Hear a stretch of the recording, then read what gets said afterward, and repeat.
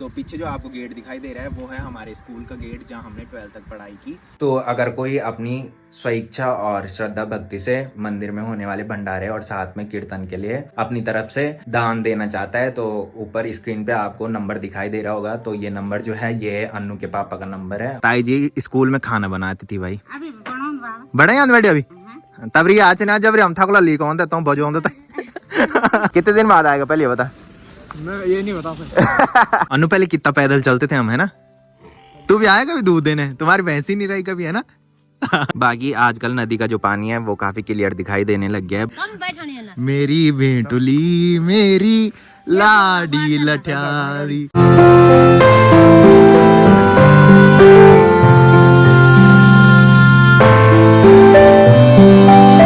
तो सुबह के अभी 7:30 बज रहे हैं और बाहर का मौसम कुछ ऐसा है, मस्त सी धूप लगी हुई है और चारों तरफ से पक्षियों की चहचहाने की आवाज सुनाई दे रही है। और इधर साइड ब्रूनो बैठ के रो रहा है भाई यहाँ पे, क्योंकि मम्मी जा रखी है घास लेने और मम्मी इसको लेके नहीं गई और मम्मी ने गेट लगा रखा है। तो ये सोच रहा है कि गेट खुलेगा और मैं फिर घूमने जाऊंगा मम्मी के साथ की, बट मम्मी इसलिए इसको लेके नहीं जाती है क्योंकि ये बड़े बड़े कुत्तों पे काटने जाता है भाई और फिर खुद कट के आ जाता है। साथ में यहाँ पे दूध की बोतल भाभी ने आज गेट के बगल में रख रखी है। मैं अंदर बैठ रखा था, मैंने भाभी को बोला, मैंने कहा गेट मत खोलना ब्रूनो भाग जाएगा। मैंने कहा क्या हुआ है, क्या हुआ? ये देखो भाई गेट खोलने के लिए बोल रहा। तो हो चुकी है एक प्यारे से मौसम के साथ एक प्यारे से दिन की शुरुआत आप सबके साथ। तो चलिए एक प्यारे से ब्लॉग की शुरुआत भी कर लेते हैं। तो hey guys good morning, welcome है आप सब लोगों का देवभूमि उत्तराखंड के टिहरी के खूबसूरत गाँव चागांव से और मेरे यूट्यूब चैनल लवीराणा ब्लॉग में। तो सुबह के लगभग 8 बज चुके हैं और मेरी तैयारी हो चुकी है ड्यूटी जाने की। बाकी मौसम की बात करें तो मस्त सी धूप लगी हुई है और अब जो सनराइज हो रहा है वो इधर साइड से हो रहा है भाई। जो पहले से ब्लॉग देखते होंगे उन्होंने इस टाइम काफी बार ब्लॉग में देखा होगा कि सनराइज जो होता था वो इधर साइड से होता था भाई। तो अभी सनराइज इधर से हो रहा है और कुछ टाइम बाद सनराइज जो होगा वो यहाँ से होगा। उसके बाद दिन काफी बड़े हो जाते हैं। तो जैसे जैसे दिन बड़े होते जा रहे हैं उसी के अपोजिट रातें भी काफी छोटी होती जा रही हैं और नींद ही पूरी नहीं होती भाई आजकल। बाकी लास्ट वाले ब्लॉग में आपने देखा होगा कि अन्नू बोल रहा था कि मैंने भी चंबा कॉलेज जाना है। तो उसके बाद उसने मेरे को बोला कि मैंने तुम्हारे साथ जाना है तो फटाफट से पहले ब्रेकफास्ट कर लेता हूँ, उसके बाद अन्नू लोगों के यहाँ चलता हूँ, फिर वहीं से अन्नू मैं और अन्नू तीनों जाएंगे। तो कुछ लोगों का कमेंट ब्लॉग देखने के बाद भी ये आ रखा था कि अन्नू घर क्यों आया। तो अन्नू की दूसरे नंबर वाली दीदी दिल्ली से घर आ रही थी तो दीदी ने उसको कॉल की होगी तो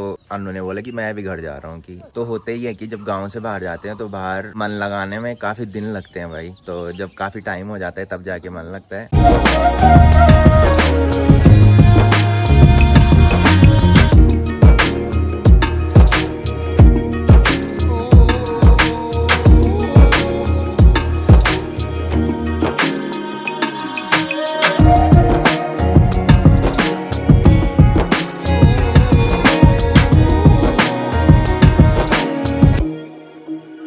तो चलिए अभी मैं आ चुका हूँ किचन में। बाकी मम्मी ने रोटी बना लिया और मम्मी अपने कामों में लग गई है। तो ब्रेकफास्ट में मम्मी ने आज सब्जी बनाई है मिक्स वेज, जो कि आलू मटर और बंद गोभी की सब्जी है। और मम्मी ने काफी टाइम बाद कल लोखर की कढ़ाई पे सब्जी बनाई भाई। और लोखर की कढ़ाई की सब्जी जो होती है वो काफी टेस्टी होती है भाई। तो चलिए अभी हम आ चुके हैं अन्नू लोगों घर के पीछे और अन्नू रेडी होके आ चुका है भाई चंबा जाने के लिए। तो ये हमारे साथ जा रहा है बाइक में और बुआ भी आ रखी है भाई आज इधर। फूफड़ नाम बुआ अन्नू को छोड़ने आ रही भाई आज। मेरी बेटुली मेरी लाडी लठियारी। ताई जी क्यों नहीं यार छोड़ने?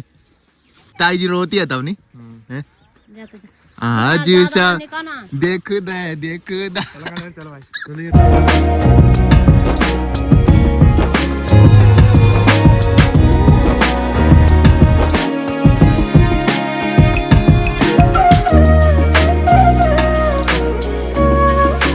तो चलिए अभी हम पहुंच चुके हैं डैम टॉप में और अन्नू को हमने यहाँ पे छोड़ दिया है क्योंकि डैम में ट्रिपलिंग जाना मना है भाई। अन्नू को एक स्कूटी वाले भैया मिल चुके हैं तो अन्नू उन्हीं के साथ जा रहे हैं भाई अभी। ठीक है फिर कितने दिन बाद आएगा? बोल रहा कि खांडखाला में आ जाएगी। तो डैम पार करने के बाद अभी हम खांडखाला में पहुंच चुके हैं और अन्नू जिस भैया के साथ स्कूटी में आया वो नाइट्री वाली रोड पे ऊपर चले गया है। बाकी अन्नू को जाना है चंबा, तो चंबा वाली जो रोड है वो नीचे वाली है और मेरा ऑफिस जो है वो कोटी कॉलोनी में है। तो अन्नू अब मेरे साथ जाएगा भाई यहाँ से। बाकी अन्नू यहाँ पे उतर चुका है और अन्नू जाता है पावर हाउस, तो ये जाएगा हमारी ऑफिस की गाड़ी में। तो चले, कितने दिन बाद आएगा पहले ये बता। मैं ये नहीं बता सकता। कल तो बोल रहा था किसी तो मेले के लिए आऊँगा, तो इसका मन अभी कौ वो कर रहा है भाई, ये पहले भी आ सकता है ना। चले।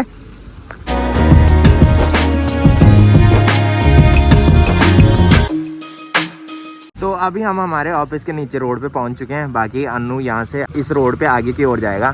ठीक है फिर, यहाँ से लिफ्ट में जा, पूरे पैसे बच जाएंगे तेरे आज। ठीक है फिर तब है, ओके बाय बाय। तो गाइस दिन के बज रहे हैं 1 और अभी हम जा रहे हैं ऑफिस से ऊपर घूमने के लिए। वैसे प्लान कहीं दूसरी जगह जाने का था, बट आज अनिल भाई की तबीयत ख़राब हो रही है भाई, तो मैं ज़बरदस्ती अनिल भाई को लेके आया। मैंने कहा थोड़ी घूमने जाएंगे, मैंने कहा तो हवा लग के थोड़ी तबीयत ठीक हो जाएगी। मैंने कहा तो अभी हम जा रहे हैं उधर साइड जहाँ वो स्कूल दिखाई दे रहा है। तो वैसे कहीं और जाना था, बट अनिल भाई की तबीयत ख़राब हो रखी है तो नज़दीकी हम घूमने जा रहे हैं। मैंने कहा कि अभी मैंने कहा गर्मी ज़्यादा नहीं हुई है तो घूमने चल लेते हैं। मैंने कहा जब दिन में ज़्यादा गर्मी पड़ती है, मैंने कहा उसके बाद तो खुद ही घूमने का मन नहीं करता है। मैंने कहा बाकी लास्ट वाले व्लॉग में मैंने दिखाया था कि यहाँ पे छप्पर टूट रहा था और आज इन्होंने काफ़ी ये तोड़ दिया है भाई। और अभी जितने भी ये छप्पर दिखाई दे रहे हैं ये सारे टूटने हैं भाई। तो हमने जाना है उधर साइड और वहाँ जाने के 2 रास्ते, एक तो शॉर्ट वाला रास्ता जो है वो यहाँ से और दूसरा रास्ता जो है वो यहाँ से घूम के है भाई। तो हम यहाँ से जा रहे हैं। बाकी यहाँ पे लालटेन की झाड़ी भी है जिसमें काफ़ी सारे फूल लग रखे हैं भाई, और ये वाले फूल जो हैं ये घर की देहरियों में डाले जाते हैं भाई। तो यहाँ बहुत सारे फूल दिखाई दे रहे हैं और हमारी साइड बहुत कम ये वाले फूल दिखाई देते हैं भाई, और होंगे भी तो गाँव से बहुत दूर होते हैं भाई।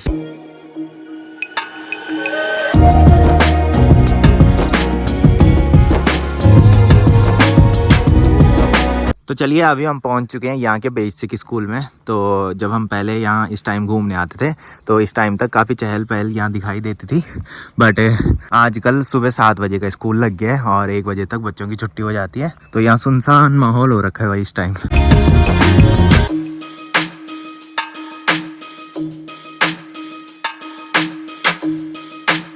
तो चलिए अभी हम आ चुके हैं कोटी कॉलोनी फील्ड के ऊपर, जहाँ से कि चारों तरफ के नज़ारे काफ़ी गजब के दिखाई देते हैं। नीचे जो दिखाई दे रहा है वो है बोटिंग पॉइंट, और धीरे धीरे जैसे जैसे गर्मी बढ़ती जा रही है वैसे वैसे बोटिंग पॉइंट में काफ़ी भीड़ भाड़ देखने को मिल रही है। साथ में इधर साइड यहाँ पे डस्ट फैलाने का काम चल रहा है, तो लगभग 1 साल से ये काम चल रहा है और पावर हाउस के अंदर जितना भी डस्ट होता है वो इधर आता है और ये डस्ट पूरा फैलाया जाता है। बाकी आजकल नदी का जो पानी है वो काफ़ी क्लियर दिखाई देने लग गया है। बरसात के सीज़न में नदी का जो पानी होता है वो काफ़ी मटमैला होता है, और बोटिंग पॉइंट में आजकल काफ़ी वाटर स्पोर्ट्स एक्टिविटीज़ देखने को मिल रही है। तो ये वाटर स्पोर्ट्स एक्टिविटीज़ जो हैं वो सिर्फ गर्मियों के टाइम पे दिखाई देती है। बाकी काफ़ी देर हम यहाँ पे बैठे रहे, तो अब यहाँ से चलते हैं।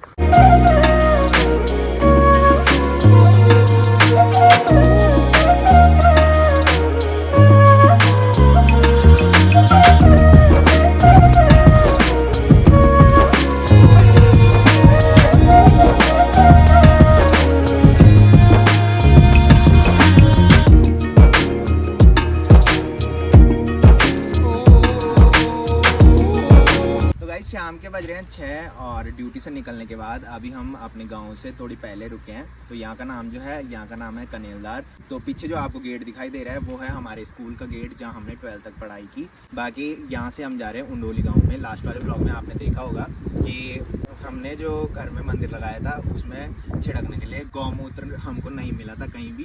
तो मैंने बताया था कि पहाड़ों में जब शुभ कार्य होता है और जिस स्थान पे शुभ कार्य होता है उस स्थान पे गौमूत्र या गंगा जल छिड़का जाता है। तो पहले चाचा लोगों की गाय थी जो कि कुछ टाइम पहले उन्होंने बेच दी थी, जिसकी वजह से उनके यहाँ भी, चाचा लोगों के यहाँ भी हमको गौमूत्र नहीं मिला और हम गौमूत्र उंडोली गांव से लेके गए थे। तो अभी हम वहीं जा रहे हैं। बाकी उंडोली गांव जो है वो यहाँ से लेके काफ़ी आगे तक है भाई। कुछ घर इधर साइड है और कुछ उधर साइड है। तो यहाँ पे 2 मंदिर है, एक मंदिर ये है और दूसरा मंदिर जो सामने दिखाई दे रहा है। तो सामने वाला मंदिर जो है वो सूर्यनाथ का मंदिर है और ये वाला जो मंदिर है ये राजराजेश्वरी का मंदिर है भाई।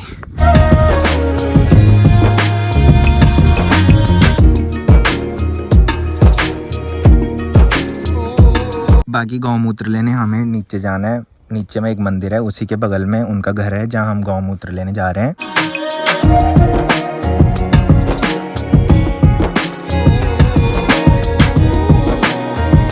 तो चलिए अभी हम मंदिर के बगल में पहुंच चुके हैं। तो ये है महादेव का मंदिर और यहाँ पे हमें बाबा जी मिले हैं। बाबा जी प्रणाम, क्या हाल चाल? आजकल ऊपर नहीं दिखे तुम गांव में? संडे के दिन भंडारे में आना ऊपर। 6 तारीख को है हमारे गांव में भंडारा मंदिर में। और बढ़िया है। तो हम ताई जी लोगों के घर पे जा ही रहे थे, ताई जी यहीं पे मिल गई है भाई। बड़ी प्रणाम। और ताई जी भीमल लेके आ रही है भाई। कक बेटे होना? अच्छा अच्छा, मैंने सोची कि दूर तक जाए, मैं मिलता कि नहीं मिलता आपरी? हाँ हाँ अच्छा अच्छा रखूं गौत बोलते भेजन जितनी भेजन बोलते मेरे जितनी भेज के फोन तक करूँ मेल गौत रखी हालिया ले आना माफी आंदा मेल।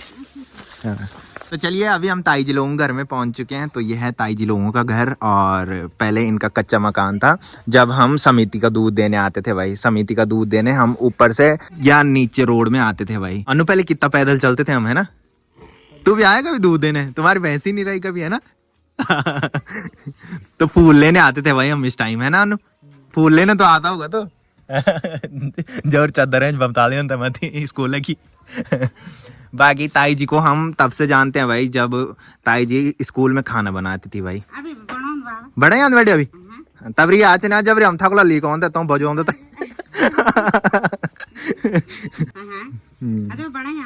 तो ताई जी गौमूत्र दे रही है इस छोटी वाली बोतल पे भाई। तो मैं कब से ताई जी बोल रहा था भाई और यहाँ पे आके दादी ने मेरे को बताया कि तू दादी बोलेगा बोल मेरे को, है क्या बोलता तुम पापा के? अच्छा अच्छा मतलब पापा के तुम बेटा बोलते है ना? हाँ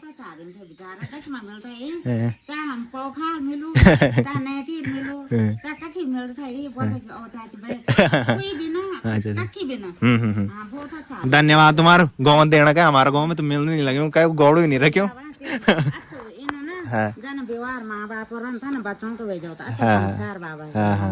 ठीक ठीक तब चलो बैठा था भाई लेट होने हमके अंधेर हो जाता। तो ये वाली रोड जो जा रही है ये हमारे गांव के लिए जा रही है जो कि पीपल डाली मार्केट से आती है और हमारे गांव से आगे होते हुए सीधा कांडी खाल जाती है। और इस पूरी रोड पे सबसे गंदा बैंड ये वाला है भाई। इस बैंड पे आप देख सकते हो कि कितनी भयंकर वाली चढ़ाई है। तो घर में आने के बाद मैंने चेंज भी कर लिया है और अभी शाम के 7:30 बज रहे हैं। बाकी आपने देखा होगा कि हम गौमूत्र लेने गए थे उंडोली गांव में, तो वहां से गौमूत्र भी लेके आ चुके हैं। साथ में मैं दूबल भी लेके आ चुका हूँ और मम्मी ने गौमूत्र को एक ग्लास में रख दिया है। बाकी आज काफी अच्छा दिन भी है। एक तो नवरात्र चल रहे हैं और इस नवरात्र में लोगों घर में हरियाली पड़ती है। तो वैसे हरियाली पड़ने के 5 दिन बाद संपट लोगों के यहाँ खुलते हैं, बट इस टाइम चौथे दिन में संपट खुला है, यानी कि आज नवरात्रि के 4 दिन भी हो चुके हैं और साथ में जिनके यहाँ हरियाली पड़ी होगी उनके यहाँ संपट भी आज खुल गया है। तो पहले मंदिर की सफाई कर लेता हूँ, उसके बाद गौमूत्र छिड़कना है, उसके बाद जितनी भी यहाँ पे पूजा की सामग्री है वो सारी इधर रखनी है और पापा की फोटो भी मंदिर में विस्थापित करनी है और उसके बाद पूजा करनी है।